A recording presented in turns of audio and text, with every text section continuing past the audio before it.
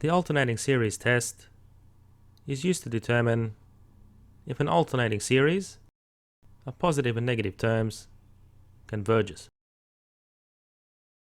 So what we do is designate this as AN, and BN is the absolute value or the positive values of AN.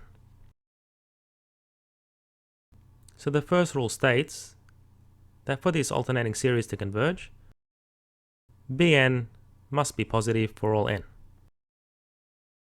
And the next rule states that the current term in the series must be greater than or equal to the next term in the series for all n greater than some integer n, meaning these terms are decreasing.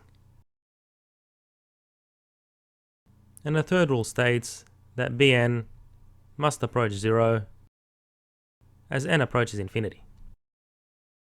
And we'll get some practice in applying these rules. Let's apply the alternating series test to determine if this converges. Well, we denote these terms in a series as An, and these terms 1 on n as Bn, which is equal to the absolute value of An.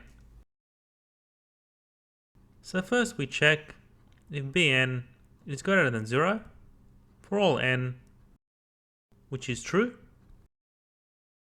And the next rule states that Bn must be greater than Bn plus 1 for all n greater than some integer n. Well, as we can see, 1 on n is always greater than 1 on n plus 1. So this is also true. And the third rule states that the limit of Bn as n goes to infinity is equal to 0.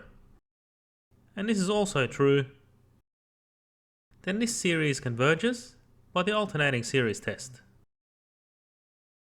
And interestingly, we found previously that the harmonic series diverges in comparison.